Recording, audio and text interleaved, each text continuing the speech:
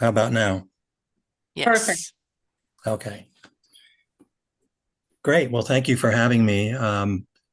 It, it's okay to be old and having done this a long time, which means I've seen a lot of things. And the fact that I was in industry before is an advantage because I've been on the other side of trying to collaborate with academia, and actually have been hired in the past by companies to negotiate with academia. And there's certain things about academia. So I had one client who was actually negotiating with Brigham Women's, my old employer, and really wanted certain things in the contract. And I said, no, my counterpart will be fired if they you know accept you don't want any indemnification. Well, they have to have indemnification, they have to publish. So there are certain things that sometimes industry is a little difficult. So I'm going to talk why it's important to work with industry. And if I can get my thing to, okay. So at Maine Health, it's actually part of our strategic plan to find alternative sources of income. And I would guess at the University of Vermont and other institutions, it's a similar goal because of the uncertainty of federal funding. But also, you can focus your collaboration that matches your and complements your skills. It can lead to a commercial pathway that will help our patients and accelerate your idea from the benchtop to the bedside. And actually, you can actually generate business for your core facilities or your labs if you're looking for that sort of alternative source of income. So a couple of tips. I show this because I cannot hit that shot. That's my Achilles heel in golf. I'm working on it. But some of the tips, we need to qualify the partner. Not every partner is a good one. And I generally have legal with me because we've had cases at Maine Health where we thought we had a good partner, and then we discovered a criminal record, which we didn't want to go forward with. But more generally, can we actually satisfy what they really need? Is our lab capable of doing that? And can we work within the time frame that they need? So Adriana's had a case where they had someone who want to work with her, but I'm booked right now. I can't do it. And most importantly, can they pay? And you see this with smaller companies that really want to integrate with you, but they can't afford paying you, which is not good. And so I try to, from a qualification standpoint, what's the unmet need that we are solving for them? So, for example, we're very good at bone loss at Maine Health Institute for Research. So, what's the effect of Wegovy on bone loss? So, that could be an interesting opportunity to integrate with industry. And what's the approach that we're doing to satisfy that need? I think at Maine Health, we can provide a very compelling case of all the toys needed and all the animal facilities, the clinical aspect. We can compete with larger places. We have that infrastructure. What's the benefit of working for us? Usually it's quicker and cheaper to work with us than a company trying to do it themselves. And who is the competition and why are we better? That's important to know because they might say, I'm not going to go to you. I'm going to go to Memorial Sloan Kettering or the Cleveland Clinic or something like that. And I generally say we're smaller and more nimble and move faster, and certain attractions of a rural population, an aging population. So what are generally thought of as our weaknesses as a state, or could be our strengths in terms of collaborating with industry. With some tips, when you're working on this, a mindset change has to come to when budgeting because you're so used to doing direct and indirect, and the indirect is negotiated with the government, and we cannot cut that rate.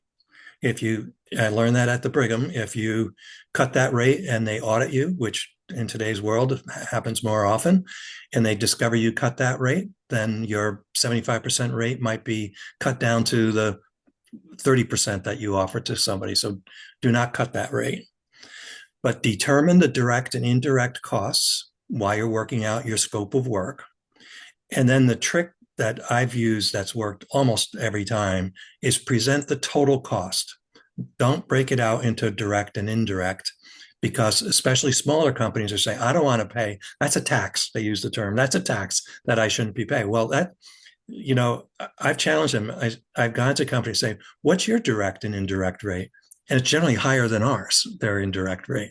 So just if you frame it, it's $97,000 total. It'll be done in 6 months, and these are the outcomes that are going to come.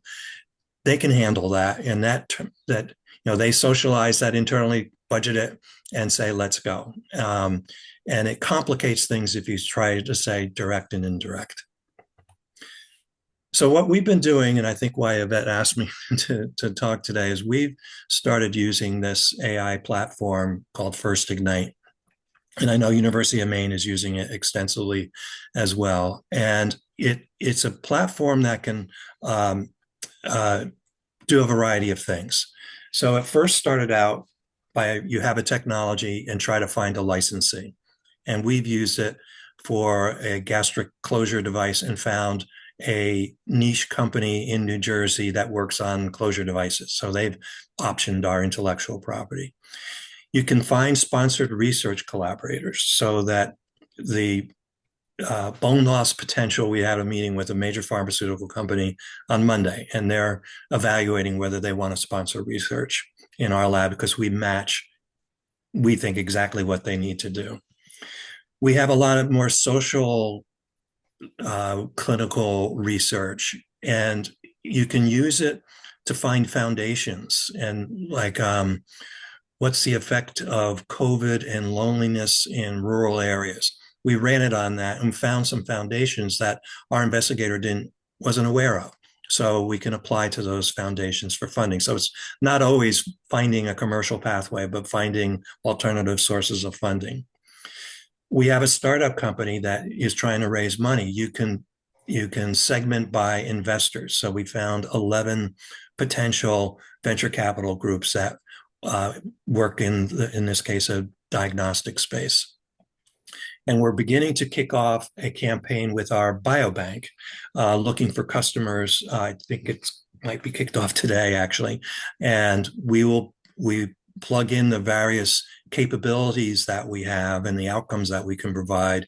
And we're trying to find customers that would use our biobank.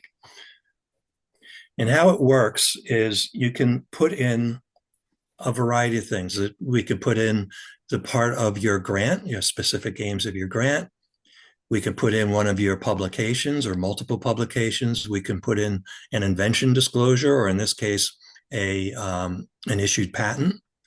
And then we run it through the system. It will generate marketing materials for you. You can customize the marketing materials. I didn't do this, but I can put photos in. I can make it look very slick, which used to be a pain to develop in the past. Now it's developed automatically.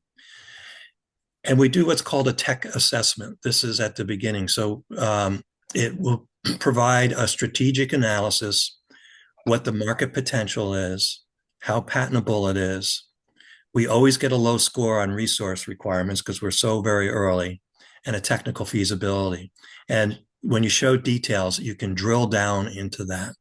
So we actually use this. We have a program called the Innovation Cohort, and it's kind of equivalent to what Tina does with I-Corps at UVM. And when they apply, we run a tech assessment for them so that while they're trying to do their customer discovery to see whether they have a good idea or not, now they can see a strategic analysis, market potential, and so forth up front. We also have internal investment fund. I don't know whether UVM still has it, but my first fund was at UVM, and then I did one at WPI, and we have one at Maine Health. And you can apply for what's called Ignite funds, which are proof of concept funds. And any applicant there, we run this for them as well. So they can really, we're trying to educate on a commercial pathway and financial awareness, which many of our people don't have. And by looking at that market potential, they can look at, do I have a market here or not?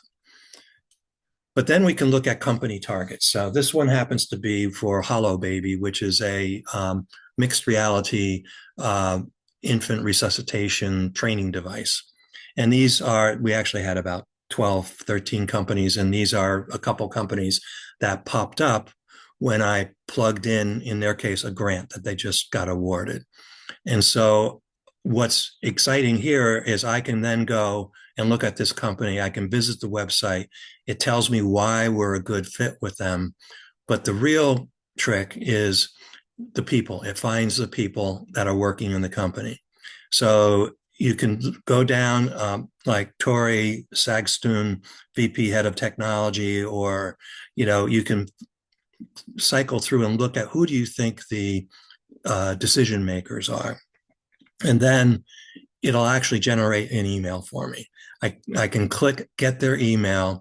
It takes the information and explains who I am and why we think there's a fit with with your technology, and keeps it very simple. And I'm basically asking, would you be willing to have a meeting with my investigator? So I did this with the bone loss, and I went to the company's website and found the top two business development people, went back to First Ignite, searched for them within First Ignite, which gave me their emails. It generated this letter saying why we are a good fit. Within 2 hours, I got a response from both of them with an introduction to the person in charge of that particular area, and we had a meeting on Monday. That doesn't happen very often, but if we can get it to happen a couple times, we're way ahead of the game in terms of what we pay for this. And then we can also find new potential markets. So it looks at, a certain type of technology. Oh, I didn't realize there's an animal market for this, or the biomarker discovery market. And so it gives you the market sizes and so forth. There's a lot more bells and whistles to this, but it's kind of changing the way we try to engage industry in terms of connecting with them. Cold calling and so forth has not worked all that well. I used to have one of the biggest LinkedIn networks, and because like 15 years ago when LinkedIn started, I went to one seminar actually at USM, and they said, "Oh, just send all your contacts out," and I blindly did that, and now I forget how many. It's got, and I used to use that to try to contact people, and it's very cold call, and this will actually generate a customized opening email, and it's got to be short. We used to want to inundate them with all of our information. We found that keeping it short, because they don't read that long, and getting them engaged in a video conference is the best way to try to make those hits. And like I say, we're trying to use this across many different needs that we have. We're working on a large grant right now in the state of Maine, and to build out a early stage clinical trial facility. We'll use First Ignite to help do a market analysis and strategic analysis, and maybe cut and paste into that grant for that. So if often my investigators are afraid industry is dirty. Well, no, it can be, but we'll be there to navigate those waters to keep you working with the right people. And hopefully I've kept it to my 20-minute time, and be happy to take any questions. I actually have one, and it's about, you said that you upload part of your grant or a paper. What are the protections around putting your entire proposal out into this Yeah, it form? is. It is private. It's my account. It doesn't go away, but I typically don't. I ask for like the specific aims. So I don't, I try not to overload it with with a lot of confidential information. A lot of your publications are the kind of my best, and then your provisional patent application, and then several of them are researchers voice the same concern. That's why when I put the slide up, it just shows the specific aims, and that generated a pretty good report for us.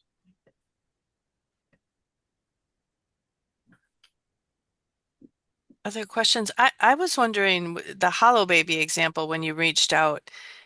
Are you asking them to help fund the research or to use the product? I gotta look. So we're Yeah. looking in that case. This is a joint project with Case Western Reserve. They're the experts with the HoloLens, or actually, HoloLens is going away, so we got a huge grant to put it on any platform, Mm, and we're looking to find a company that would actually pick it up and license it and commercialize it. In this case, we have a huge grant that we have, so we don't really need their funding, but we need a commercial pathway. And we did find a company that really wanted to work with us, but Case Western technically it was going to be too difficult for them to work with us. So we had to start over. So that what you just saw is my recent attempt to get somebody else engaged to talk to us. And you typically have to pester them, to hit them a couple times saying, oh, I'd like to follow up on my email. And even if you tell us no, I mean, we've had people come back and say no, and they tell us why. And now we know what we have to do to make it marketable, which is very valuable. And I've run this on what somebody thought was such a unique technology. We found a dead hit. They're already doing what they thought they were going to build. And she goes, well, you taught me to fail fast. yeah.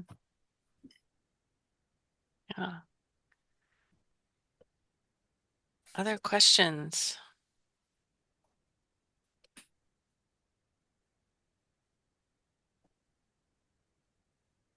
How many folks use this platform right now? So at Maine Health, I have the seat for it, and I've run around 75 different campaigns, but there are hundreds of people using it. Like University of Maine was chosen as um, um, a beta site, along with the University of Arizona, Georgia Tech, Wyoming, and they're going one step further. They call it the AI Assist, and they actually cut me out. You give them, and we're trying it with the biobank where it runs everything for you, and you have to still monitor it, but it'll generate the emails for me without me actually doing it. So it's really, from when they started about 4 or 5 years ago to now, it's really, really evolving into a valuable tool that people are using. Awesome. And Tina, I saw you put in the chat, people can reach out to you. Did you want to say a few words? Sure. Yeah. Well, thanks, Kim, for bringing me on. And if we can reach anybody that wants to work with UVMI, great. I put my email in the chat. I know, early on, we had experimented with the early versions of First Ignite. And Right. as I said, it's exciting to see that it's expanded in its platform. And I know here at UVM, the Center for Rural Partnerships, they're also interested in that because of the focus on, not just marketing and technology for licensing, but finding partners and finding funding, and using it in a lot of the ways that Todd described. So, Yeah, we UMaine has a couple of seats because John Burns at UMaine is looking for corporate partnerships. So he uses it exclusively for that, while Janet Yancey Rona uses it for the licensing and technology transfer part of it. Go ahead, Yvette. So I had another question about you've mentioned some of the things when it goes well, and you briefly mentioned a partner that had been incarcerated and that might not been a good. Where in the process do you do that vetting, and how do you even find that out? Actually, that one was not through First Ignite. That was a biobank potential customer, and well, that one, the biobank one, was they couldn't pay, but there was another one that wanted to work with one of our investigators, and somehow Brian Lynn, our attorney, was investigating the company and said, oops, this guy is not somebody we want to deal with. So we had a license already, but we terminated the license. But with the small companies, if they don't have money, it's really not, worth it. Like the gastric closure device, they don't have a lot of money, but they are filing an SBIR grant with us. So hopefully, if we get the grant, that'll fund the clinical work that would be done. But they have the expertise in our field that we want to work in. And so look, if you were looking at this as a way to say diversify funding for research, what is one of the ways, say you have a research idea, you're a PI, you want a partner to do the research with you, Right. and develop the idea and then maybe make it to commercialization, but you could start at that phase where you're just in the research phase as well to attract funding? Yeah, and I think Adriana will touch on this next, but where you may have a pretty unique skill set, and like Cal Barry with imaging at Murr is really good, and he might describe, I can do this certain style of imaging, and we could run it through First Ignite, and it could find companies trying to work in that field. And like I say, his expertise would save them so much time and money, and it gives us funding at full overhead rate. Gotcha. Awesome. Any other questions or scenarios, ideas? If not, I would say we could move over to our case presentation, and then we can always circle back to both Todd and Adriana when the case is done. Yvette, you're introducing Adriana?